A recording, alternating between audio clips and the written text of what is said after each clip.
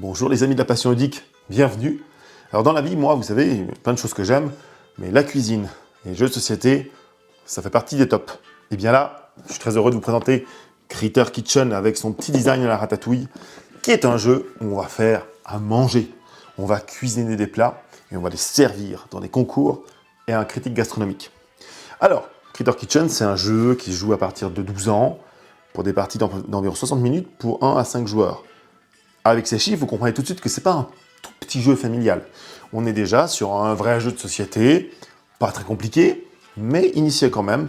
C'est vraiment déjà un bon jeu. Alors, que se passe-t-il dans Critter Kitchen? Je vous en présente les grandes lignes.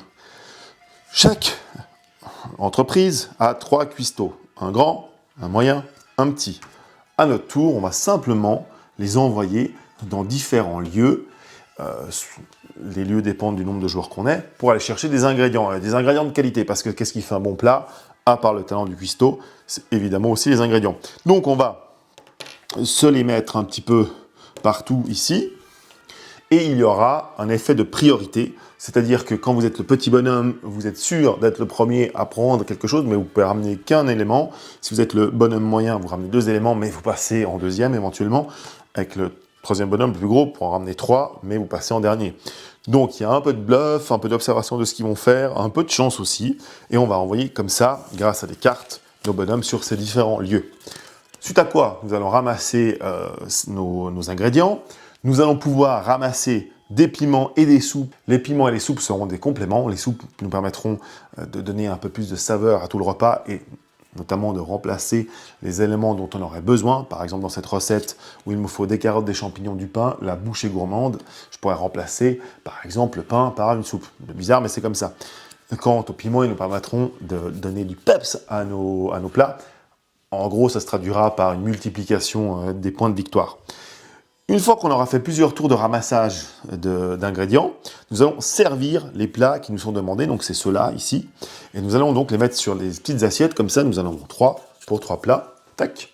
Nous allons y mettre les ingrédients nécessaires, nous pouvons en mettre plus si on veut, mais toujours parmi ceux qui sont nécessaires, et ce sont les points indiqués sur nos différents ingrédients.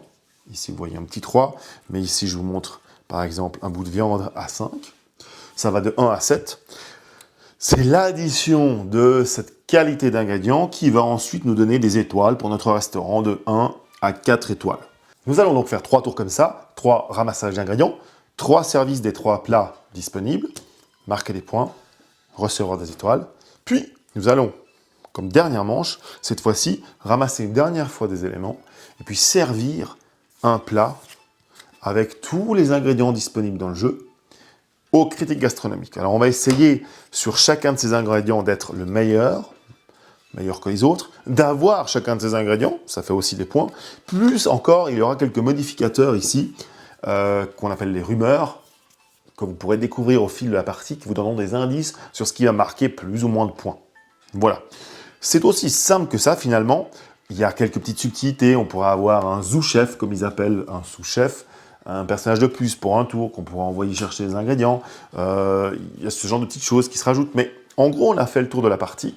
C'est pas très compliqué, c'est très malin, c'est un vrai jeu de société. Ça j'adore ce genre de jeu de société, avec une vraie boîte, un vrai design, un vrai jeu, quoi, qui va vous amuser, qui va amuser vos amis, qui va amuser tout le monde. Critter Kitchen, si vous aimez la cuisine et les jeux de société, voilà la combinaison parfaite, la recette parfaite. Allez, les amis, retrouvez-le sur conjoue.ch. Je vous dis à tout bientôt. Ciao, ciao.